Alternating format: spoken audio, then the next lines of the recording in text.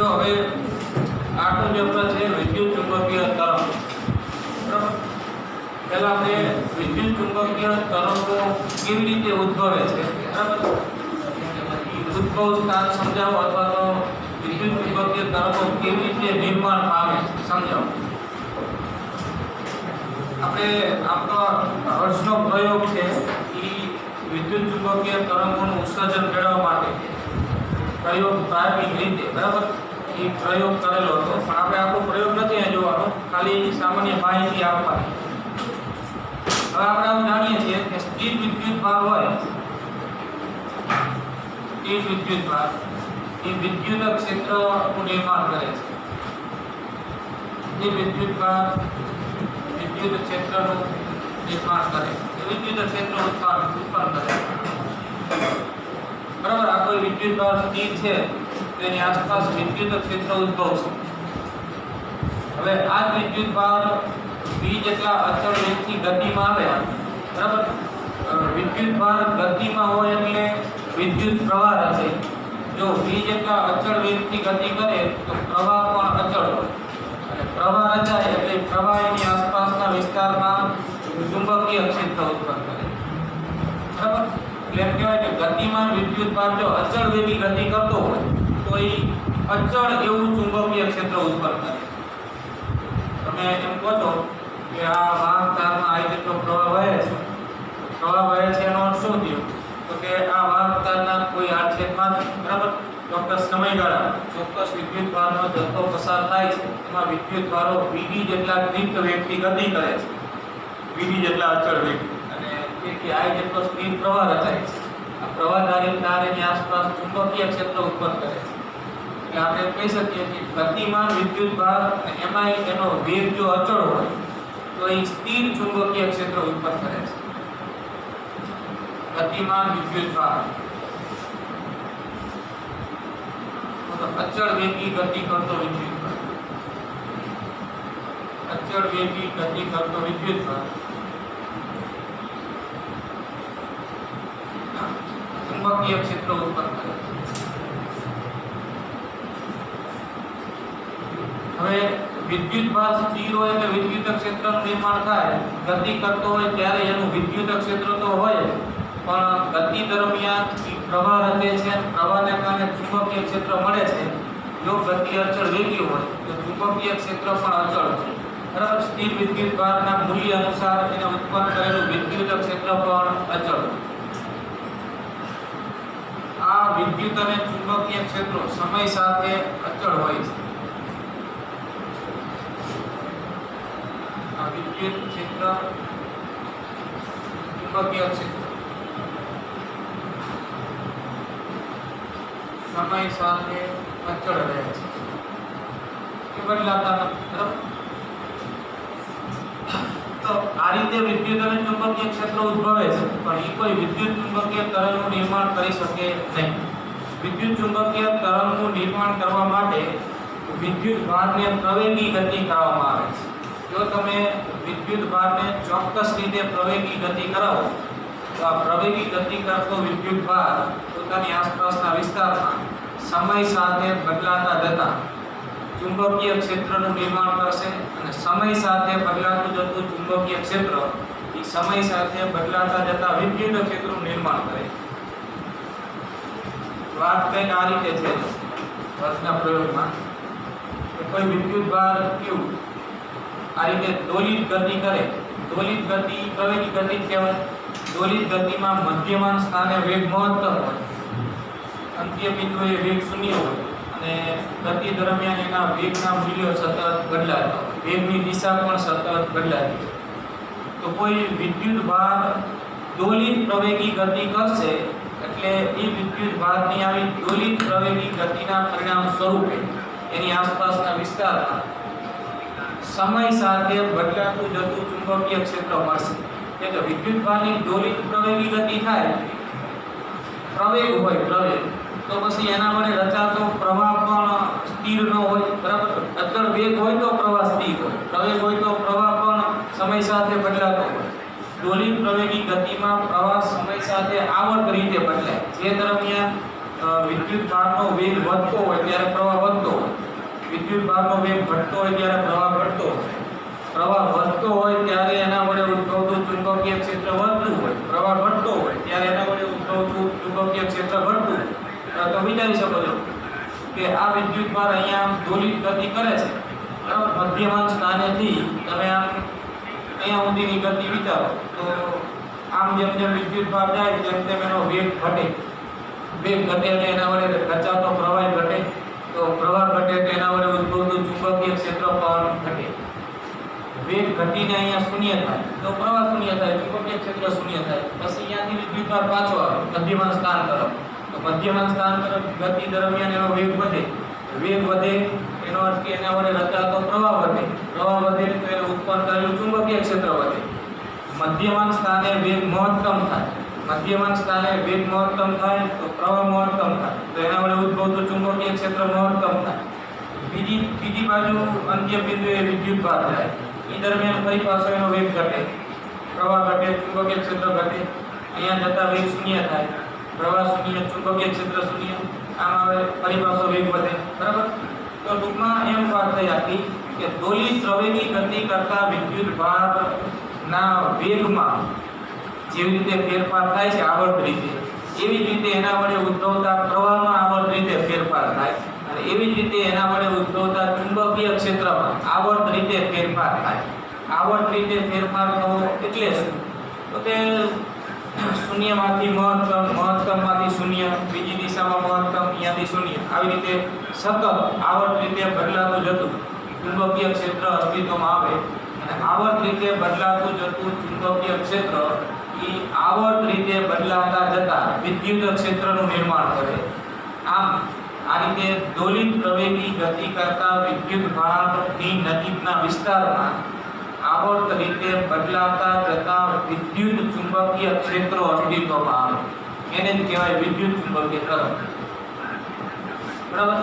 અહીંયા વિદ્યુત ચુંબક તરંગ ઉત્પન્ન થાય એ નજીકના વિસ્તારમાં, ત્યારબાદ અવકાશમાં કે હવાના માધ્યમમાં એ સતત એની અસર આગળ ને આગળ વધે છે.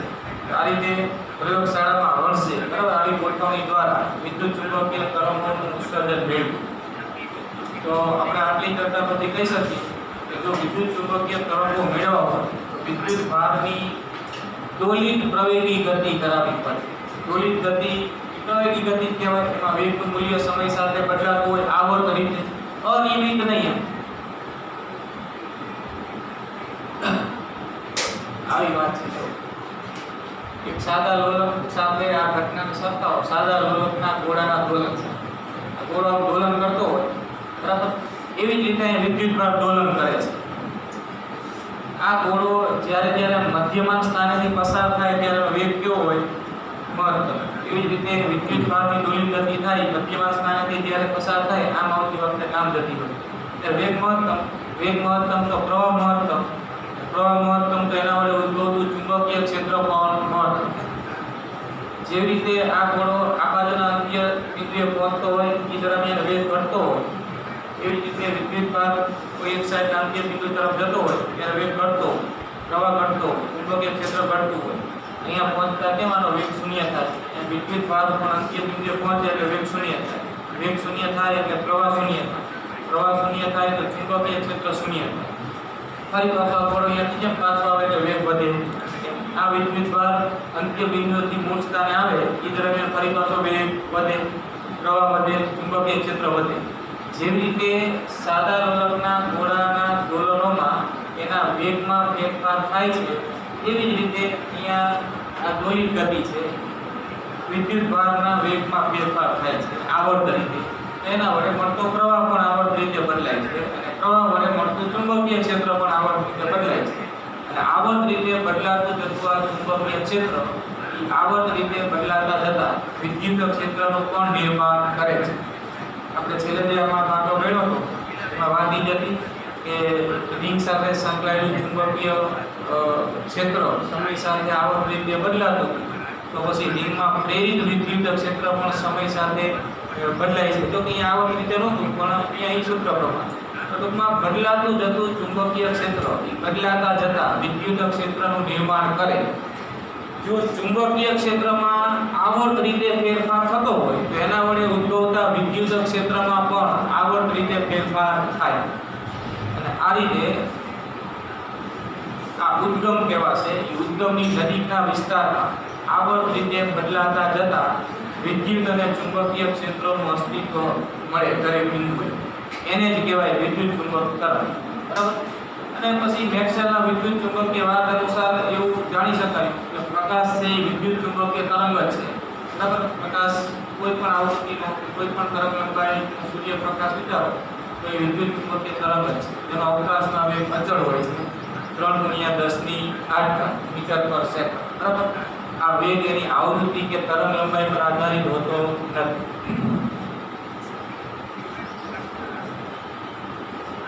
એ માહિતી પહેલા આપી દઈએ.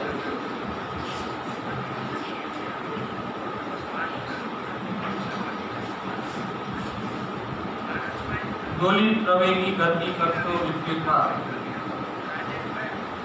દોલિત પ્રવેગી ગતિ કરતો વિદ્યુતભાર સમય સાથે આવર્ત રીતે એટલે સાઇન અનુસાર અથવા તો કોસ અનુસાર આવર્ત રીતે બદલાતા જતા ચુંબકીય ક્ષેત્રનું નિર્માણ કરે છે.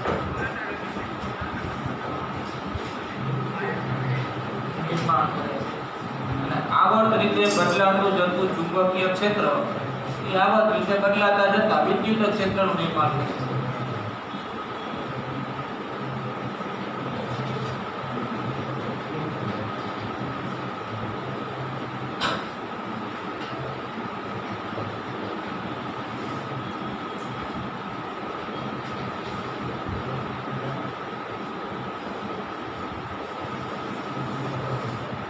વિદ્યુત ક્ષેત્રનું નિર્માણ કરે. આવી રીતે વિદ્યુત ચુંબકીય તરંગો ઉત્પન્ન છે.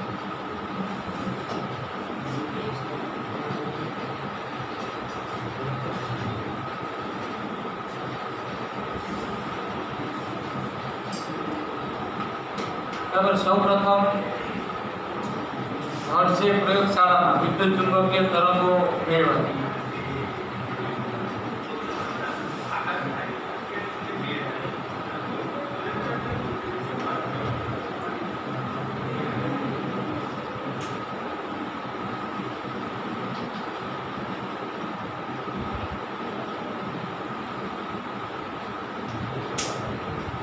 બરાબર. ત્યારબાદ ઘણા બધા પ્રયોગો કરવામાં આવ્યા અને પછી જરૂરી એવી જુદી જુદી તરંગ લંબાઈ કે આવૃત્તિના વિદ્યુત ચુંબકીય તરંગો મેળવી શકાય.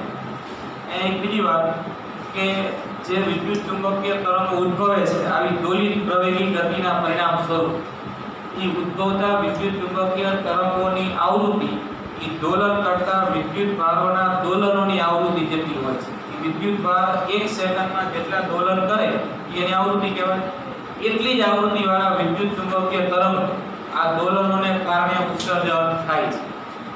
એ ધ્યાનમાં રાખજો કે ઉત્સર્જાતા વિદ્યુત ચુંબકીય તરંગની આવૃત્તિ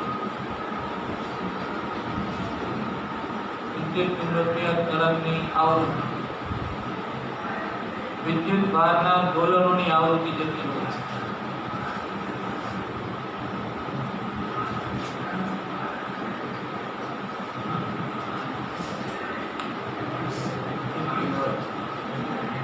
જે વિદ્યુત ચુંબકીય તરંગો ઉત્સર્જાય છે એને કંઈક ઊર્જા પણ હોય છે. તો પછી વિદ્યુત ચુંબકીય તરંગો આ દોલિત ગતિના પરિણામ સ્વરૂપે ઉત્સર્જાના છે તો એની ઊર્જા કયા ભોગે હોય તો કે એની ઊર્જા એ દોલિત ગતિ કરતા વિદ્યુત ભારની દોલિત ગતિ ઊર્જાનું રૂપાંતરણ થાય. અથવા તો ઉત્સર્જાતા વિદ્યુત ચુંબકીય તરંગની ઊર્જા એ વિદ્યુત ભારના દોલનોને ભોગે મળે છે. અથવા તો વિદ્યુત ભારના દોલનોની દોલિત ગતિ ઊર્જાનું રૂપાંતરણ વિદ્યુત ચુંબકીય તરંગોની ઊર્જામાં થાય છે.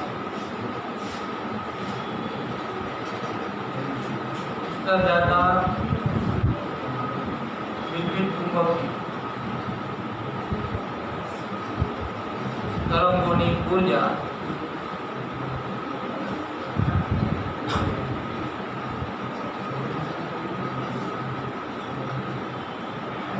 વિદ્યુત ભારના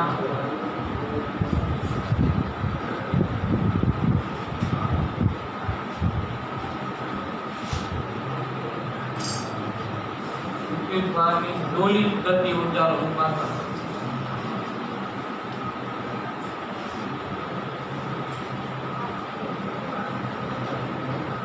બરાબર વિદ્યુત ભારને દોલિત ગતિ કરાવવા માટે કઈ ઊર્જા આપવી પડે એ ઊર્જા વિદ્યુત ભારને દોલિત ગતિ ઊર્જા સ્વરૂપે મળે આ દોલનના પરિણામે વિદ્યુત ચુંબકીય તરંગ ઉત્સર્જાય એ વિદ્યુત ચુંબકીય તરંગની ઊર્જા આ દોલિત ગતિ ઊર્જાનું રૂપાંતરણ હોય છે બરાબર આ રીતે આપણને વિકિરણ ઊર્જા વિદ્યુત ચુંબકીય તરંગની ઊર્જા મળે છે તો આ વિદ્યુત ચુંબકીય તરંગનું સામાન્ય ઇન્ટ્રોડક્શન છે આખો પ્રયોગ નથી બરાબર તમે આખો હર્ટ્ઝનો પ્રયોગ ભણો તો જ આખી હકીકત મૂળ શું છે એ વ્યવસ્થિત સમજી શકાય એ પ્રયોગ નથી તમારે ભણવાનો આ સામાન્ય પ્રસ્તાવના છે આગળ લખી દો ચુંબકીય તરંગોની લાક્ષણિકતાઓ એમાં તમારે આ તરંગ પ્રસરણ એ દરમિયાન એની સાથે સંકળાયેલી રાશિ બરાબર જેમ કે એનો અવકાશમાં વેગ એનો માધ્યમમાં વેગ મેક્સવેલે એના વિદ્યુત ચુંબકીય વાદ પરથી આપેલા કેટલાક સૂત્રો તમારે આપવાના વિદ્યુત ચુંબકીય તરંગને આપણે યામ પદ્ધતિમાં આ રીતે દર્શાવીએ બરાબર અહીંથી તરંગ પ્રસરે છે યામ પદ્ધતિમાં તરંગ પ્રસરણને આપણે x દિશામાં લીધું છે વિદ્યુત ચુંબકીય તરંગમાં વિદ્યુત ક્ષેત્ર અને ચુંબકીય ક્ષેત્ર બેયના મૂલ્યો સમય સાથે આવર્ત રીતે બદલાતા હોય છે પ્રસરણ x દિશામાં અને આ તરંગમાં વિદ્યુત ક્ષેત્રના સદિશોનો આવર્ત રીતે ફેરફાર y દિશામાં થાય છે એટલે વિદ્યુત તરંગ છે ને y દિશામાં એના મૂલ્યો બદલે છે બરાબર આ રીતે અને આ બ્લુ કલરનું જે દોર્યું છે એ ચુંબકીય તરંગ છે એના મૂલ્યનો ફેરફાર z દિશામાં થાય એટલે બંને તરંગોનું આ મિશ્રણ બરાબર જે x દિશામાં આગળ વધે છે એટલે આ બેને સંયુક્ત રીતે વિદ્યુત ચુંબકીય તરંગ કહેવાય વિદ્યુત ચુંબકીય તરંગમાં પ્રસરણ દિશા E ના સદિશોના દોલનો અને P ના સદિશોના દોલનો એ E ના મૂલ્યમાં આવર્ત રીતે થતો ફેરફાર કે P ના મૂલ્યમાં આવર્ત રીતે થતો ફેરફાર એ ત્રણેય પરસ્પર લંબ હોય જો વાત આવે છે ને જ્યારે આ રીતે બરાબર કોઈ ઉદ્ગમમાંથી વિદ્યુત ચુંબકીય તરંગ ઉત્સર્જન એનું પ્રસરણ આ દિશામાં થાય છે આપણે યામ પદ્ધતિમાં પ્રસરણ દિશામાં x અક્ષ લીધી પ્રસરણ x દિશામાં થતું હોય તો આ વિદ્યુત ચુંબકીય તરંગમાં બે તરંગો સમાયેલા કહેવાય વિદ્યુત તરંગ અને ચુંબકીય તરંગ આપણે એવો શબ્દ પ્રયોગ કરીએ છીએ કેમ તો કે એ પ્રસરણ જે બાજુ થતું હોય ત્યાં વચ્ચેના કોઈ પણ બિંદુ પાસે E ના મૂલ્યમાં આવર્ત રીતે ફેરફાર થાય P ના મૂલ્યમાં પણ આવર્ત રીતે ફેરફાર થાય E ના મૂલ્યમાં આવર્ત રીતે થતો ફેરફાર y દિશામાં છે અને P ના મૂલ્યમાં આવર્ત રીતે થતો ફેરફાર z દિશામાં છે એટલે પ્રસરણ દિશા E ની દિશા અને B ની દિશા ત્રણેય પરસ્પર કેવા હોય છે લંબ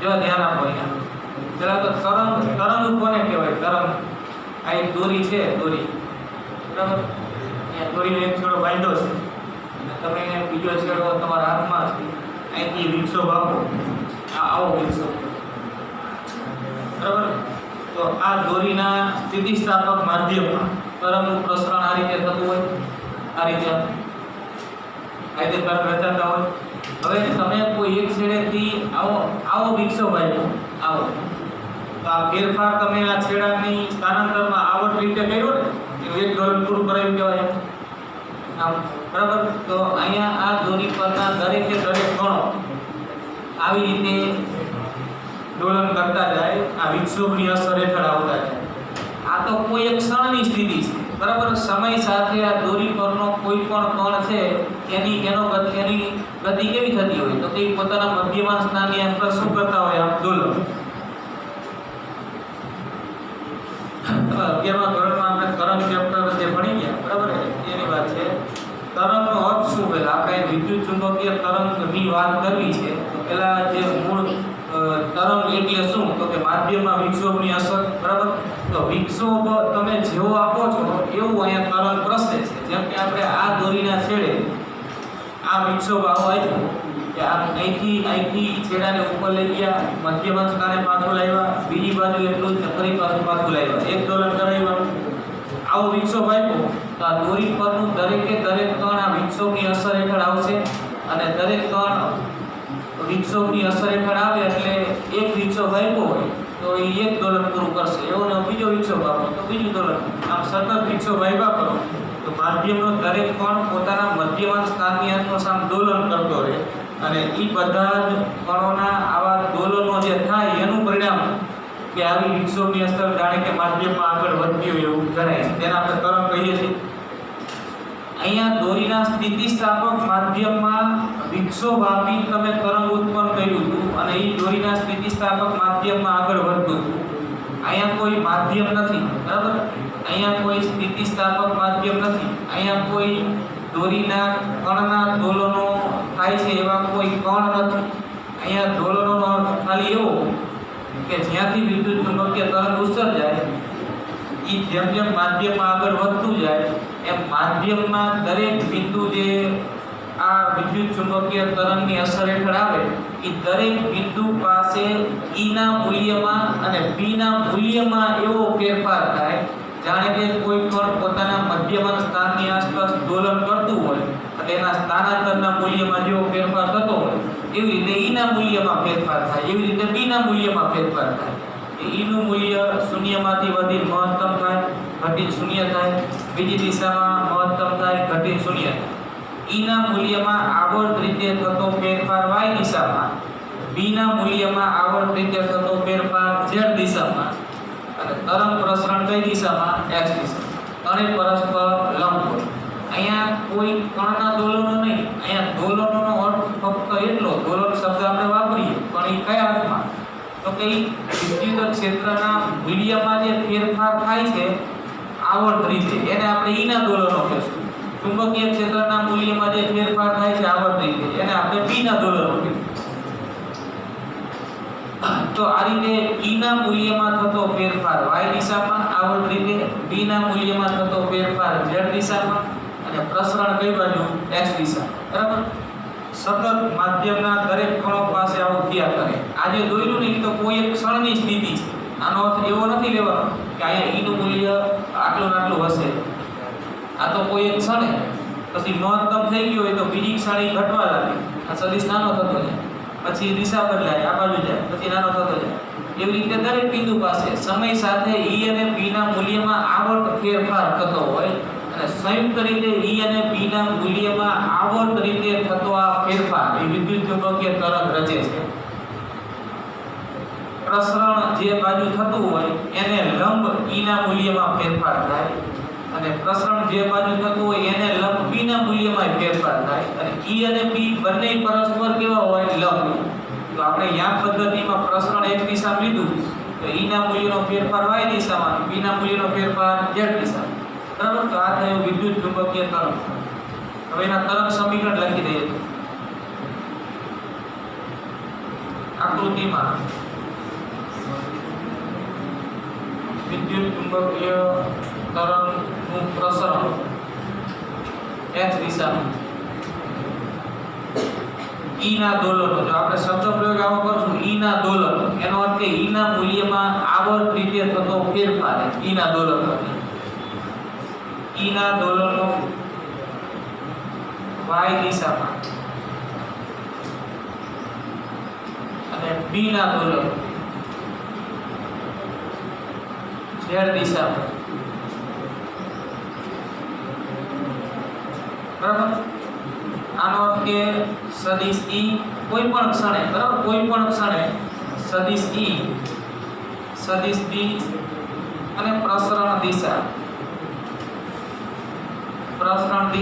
ત્રણેય પરસ્પર લંબ હોય. ત્રણેય પરસ્પર લંબ. આપણે આકૃતિ દોરી છે જે પ્રમાણે એ મુજબ તરંગ સમીકરણ લખ્યું.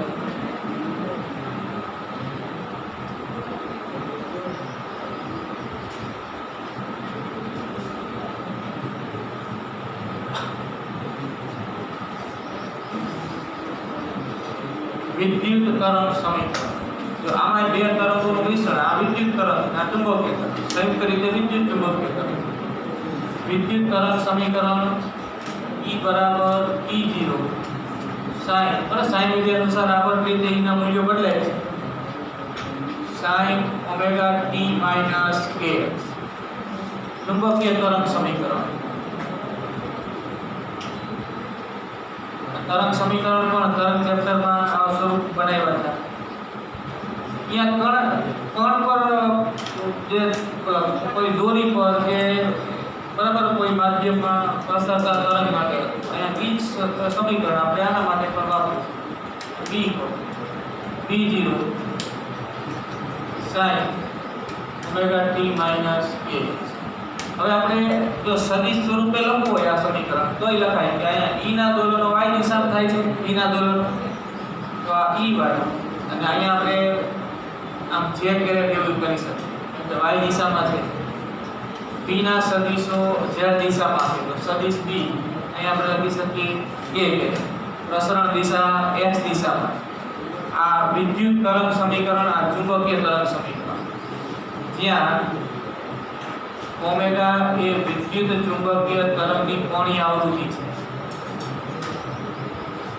તરંગની કોણીય આવૃત્તિ સૂત્રો બધા તરંગમાં આપણે જે બનાવ્યા એને ઓમેગા બરાબર 2π ત્યાં f આવૃત્તિ કહેવાય. k છે તરંગ સદિશ છે. k તરંગ સદિશ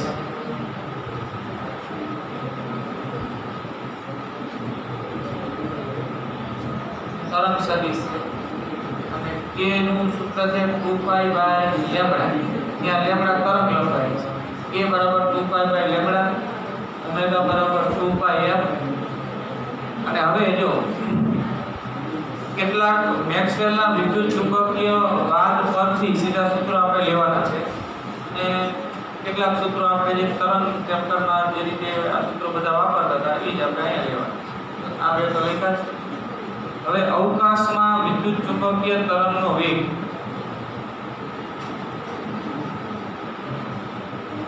વિદ્યુત ચુંબકીય તરંગનો વેગ અવકાશમાં એક સૂત્ર છે c બરાબર ઓમેગા છેદમાં k કોણીય આવૃત્તિ અને k તરંગ સદિશ. જો આમાં ઓમેગા ની જગ્યાએ 2π k ની જગ્યાએ 2π લેમ્બડા તો આ 2π કેન્સલ, આ લેમ્બડા અંશમાં જાય તો c બરાબર f લેમ્બડા થાય છે. બરાબર તરંગની આવૃત્તિ ગુણ્યા તરંગની તરંગ લંબાઈ એટલે એનો અવકાશમાં વેગ. અહીંયા વિદ્યુત ચુંબકીય તરંગનો અવકાશમાં વેગ ને આપણે સરનામે c વડે દર્શાવીશું. એટલે c નું એક સૂત્ર તો આ તો ખરું ઓમેગા/k c બરાબર f લેમ્બડા. બીજું કે મેક્સવેલના વિદ્યુત ચુંબકીય વાદ પરથી બરાબર ગાણિતિક રીતે એને વિદ્યુત ચુંબકીય તરંગોનું અસ્તિત્વ પ્રસ્થાપિત કર્યું અને વિદ્યુત ચુંબકીય તરંગોનો અવકાશમાં વેગના સૂત્ર એને આપ્યા હતા આ મુજબ.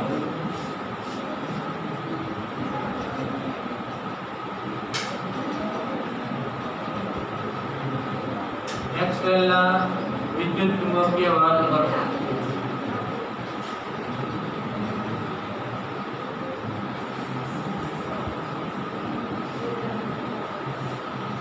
વિદ્યુત ચુંબકીય તરંગનો અવકાશમાં વેગ. અવકાશમાં કહેવાના માધ્યમ વેગ c બરાબર e છેદમાં b આ સૂત્ર છે. હવે જ્યાં e નો અર્થ થાય કે આ તરંગ પ્રસરણની ઘટનામાં કોઈ સ્થાને કોઈ ક્ષણે e નું તાત્ક્ષણિક મૂલ્ય, જેમ કે આ કોઈ સ્થાને e નું મૂલ્ય આટલું છે તો e જ ક્ષણે b નું મૂલ્ય આટલું છે. તો કોઈ ક્ષણે જે e મળતું હોય e જ ક્ષણે જે b મળતું હોય એ બેનો ગુણોત્તર છે. e છેદમાં b કરો તો એ c આવે. ખાલી મૂલ્યોનો સંબંધ છે. હવે જો આપણે e નું મહત્તમ મૂલ્ય લઈએ, જેમ કે આ E0 છે એ વિદ્યુત તરંગમાં વિદ્યુત ક્ષેત્રનું મહત્તમ મૂલ્ય છે અથવા એનો કંપ વિસ્તાર એવો કહેવાય. એમ B0 છે એ ચુંબકીય તરંગમાં ચુંબકીય ક્ષેત્રનું મહત્તમ મૂલ્ય છે. જો આ સૂત્રમાં E નું મહત્તમ મૂલ્ય તો P નું પણ મહત્તમ મૂલ્ય લેવાનું. બીજું કે જે આવર્ત રીતે બદલાતી રાશિઓ હોય ને એમાં RMS મૂલ્ય વ્યાખ્યાયિત કરવામાં આવે છે. બરાબર? એ હવે તમે આજે છેલ્લું ચેપ્ટર હજી ભણશો જે એસી કરંટ એમાં આરએમએસ મૂલ્ય કેવી રીતે મેળવવું એ તમે ભણશો. એ આવી રીતે મળે છે એટલે કે છેલ્લું જવાબ એનો આ રીતે મળશે. જેમ કે અહીંયા વિદ્યુત ક્ષેત્રનું મૂલ્ય પણ સમય સાથે આવર્ત રીતે બદલાય છે. તેનું આરએમએસ મૂલ્ય E RMS બરાબર E0/2. E0 એટલે વિદ્યુત તરંગમાં વિદ્યુત ક્ષેત્રનું મહત્તમ મૂલ્ય અથવા એનો કંપનવિસ્તાર. બરાબર, કોઈ પણ આવર્ત રીતે બદલાતા છતાં વિધેય માટે એનું મહત્તમ મૂલ્યને √2 વડે ભાગી નાખો એનું આરએમએસ મૂલ્ય કહેવાય. તમે એસી વોલ્ટેજ માટે આરએમએસ વોલ્ટેજ મેળવશો, એસી પ્રવાહ માટે આરએમએસ પ્રવાહનું સૂત્ર મેળવશો. તો એ હકીકત અહીંયા લાગુ પડે કે અહીંયા વિદ્યુત ક્ષેત્ર પણ આવર્ત રીતે બદલાય છે, ચુંબકીય ક્ષેત્ર પણ આવર્ત રીતે બદલાય છે, એના મૂલ્યો ક્ષણે ક્ષણે બદલાય છે. તો એનું મૂલ્ય આરએમએસ મૂલ્ય તમે આ રીતે શોધી શકો. મહત્તમ મૂલ્ય છેદમાં √2 કરવાનું. આ વાત છે ને એ તમે ભણશો બરાબર એસી કરંટમાં. એવી રીતે BRMS ચુંબકીય ક્ષેત્રનું આરએમએસ મૂલ્ય B0 છેદમાં √2. તમે જો લાક્ષણિક મૂલ્યોનો ગુણોત્તર લો કે મહત્તમ મૂલ્યનો ગુણોત્તર લો કે પછી આરએમએસ મૂલ્યનો ગુણોત્તર ERMS છેદમાં BRMS. આ પ્રકાશનો વેગ આપે આ મેક્સવેલના વિદ્યુત ચુંબકીય વાત કરો બરાબર. આ સૂત્ર તમે લખી શકો. મૂલ્યોનો તફાવત છે આ લાક્ષણિક મૂલ્યો, આ મહત્તમ મૂલ્યો અને આરએમએસ મૂલ્યો. આ ગુણોત્તર તમે લો બરાબર. જો E નું લાક્ષણિક મૂલ્ય તો B નું લાક્ષણિક મૂલ્ય લેવાનું. જો E નું મહત્તમ મૂલ્ય તો B નું મહત્તમ મૂલ્ય લેવાનું. E નું આરએમએસ મૂલ્ય તો B નું આરએમએસ. બીજું એક સૂત્ર છે C બરાબર 1/√μ0 વિદ્યુત ચુંબકીય તરંગનો અવકાશમાં વેગ મેક્સવેલના વિદ્યુત ચુંબકીય વાદ અનુસાર આવી રીતે પણ અપાય છે. જ્યાં આ અવકાશની પરમિએબિલિટી અને અવકાશની પરમિટિવિટી બરાબર. તમે આ અચળાંકો અહીંયા મૂકી બિંદુનું મૂલ્ય મૂકો 4/10⁻⁷ આ મૂકો 8.85 × 10⁻12 આ સાદું આપો તો આ જવાબ તમને મળશે 3 × 10⁸. એક કદાચ ન મળે પણ 2.99 ની આસપાસ મળે મીટર પર સેકન્ડ. તમે આના એકમો મૂકો અને પરિણામી એકમ મેળવો તો છેલ્લો એકમ મીટર પર સેકન્ડ જ મળશે બરાબર. પછી તમે ચેક કરી લો. આ પણ વિદ્યુત ચુંબકીય તરંગનો કે પ્રકાશનો વિકિરણ અવકાશમાં વેગ સૂચવે છે. હવે કોઈ માધ્યમમાં વેગની વાત કરો, અવકાશમાં વેગ આ રીતે અપાતો હોય અવકાશની પરમિટિવિટી અને અવકાશની પરમિએબિલિટીના સ્વરૂપમાં. તો કોઈ માધ્યમમાં વેગની માધ્યમની પરમિટિવિટી અને માધ્યમની પરમિએબિલિટીના સ્વરૂપમાં આપી શકાય. વિદ્યુત ચુંબકીય તરંગનો કોઈ માધ્યમમાં વેગ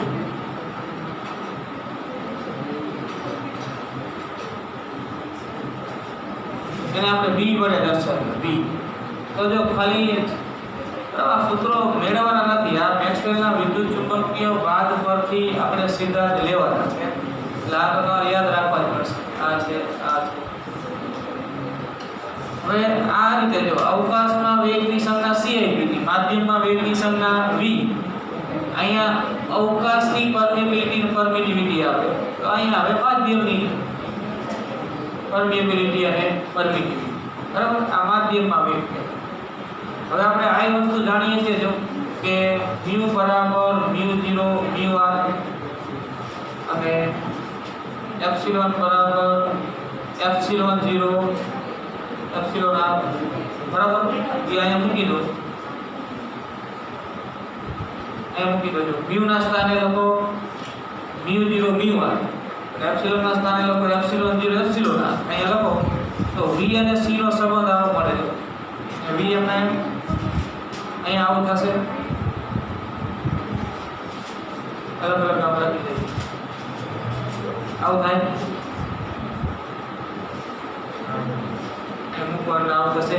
હવે 1/√μ0 એપ્સિલોન 0 એટલે શું? સી બરાબર અવકાશ અવયવ તો આટલા ભાગને આપણે સી કહી દઈએ તો v બરાબર સી છેદમાં under root epsilon r mu r આ કહેવાય માધ્યમની સાપેક્ષ પરમિટિવિટી અને સાપેક્ષ પરમિટિવિટી બરાબર આ સૂત્ર છે માધ્યમનો વક્રી ભવનાંકનું સૂત્ર પણ આના પરથી બને જો માધ્યમનો નિરપેક્ષ વક્રી ભવનાંક n બરાબર c છેદમાં v કહેવાય તો c છેદમાં v ગુણોત્તર બનાવો c છેદમાં v તો થશે તો કે under root epsilon r mu r તો આને કહેવાય માધ્યમનો નિરપેક્ષ વક્રી ભવનાંક અને આમે લખાય under route mu R K જ્યાં કે એટલે માધ્યમનો ડાઇલેક્ટ્રિક અચળાંક કે માધ્યમની સાપેક્ષ પરમિટિવિટી બરાબર તો આપણે લખી રાખો હજી લાક્ષણિકતાઓ આગળ બીજી પણ છે અને આપણું સરળ વાત છે સૂત્રો ધ્યાનમાં રાખવા વાત છે આપી છે ખાલી એક સમતલ વિદ્યુત ચુંબકીય તરંગની આવૃત્તિ આપેલી છે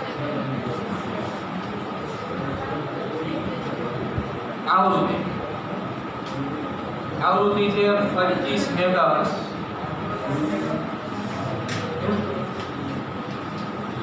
હવે જો એ તરંગ પ્રસરે છે એમાં કોઈ સ્થાને અને કોઈ ક્ષણે વિદ્યુત ક્ષેત્રનું મૂલ્ય અને દિશા કઈ આપેલા છે કોઈ સ્થાને અને ચોક્કસ સમય વિદ્યુત ક્ષેત્રનો સદિશ 6.3 કેરેટ વોલ્ટ પર મીટર તરંગ x દિશામાં પ્રસરે છે x દિશામાં પ્રસરે છે એવું કીધું તો આપણે ચુંબકીય ક્ષેત્રનો સદિશ શોધવાનો છે બરાબર ચુંબકીય ક્ષેત્ર આ સ્થાને અને આ ક્ષણે કેટલું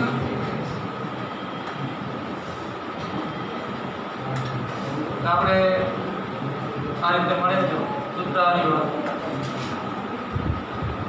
શોધવાનું છે ચુંબકીય ક્ષેત્ર સદિશથી પહેલા આપણે મૂલ્ય શોધી નાખીએ મૂલ્ય માટે આ સંબંધ છે ને જો કોઈ ક્ષણે અને કોઈ સ્થાને e નું મૂલ્ય જાણતા હોય c તો અચળાંક છે તો આના પરથી b મળી જાય સૂત્ર છે c બરાબર e છેદમાં b b બરાબર e છેદમાં c e એટલે e નું મૂલ્ય 6.3 વોલ્ટ પર મીટર અને c 3 ગુણ્યા 10 ની 8 એટલે b નું મૂલ્ય ટેસ્લા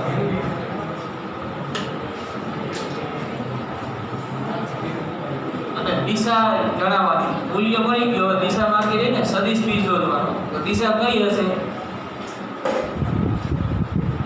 આપણે લાક્ષણિકતા લઈ લઈએ એના પરથી તરંગ x દિશામાં પ્રસરે છે વિદ્યુત ક્ષેત્ર y દિશામાં છે ચુંબકીય ક્ષેત્ર કઈ દિશામાં z દિશામાં ત્રણેય પરસ્પર લંબ છે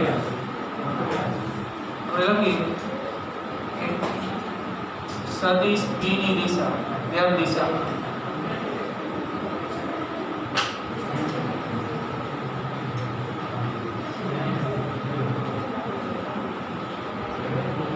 સદિશ b બરાબર મૂલ્ય ગુણ્યા દિશા આ મૂલ્ય કેટલું આવે શોધી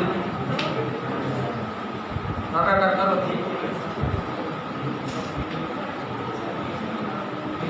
એક પોઈન્ટ આ બેડું કેટલું આવે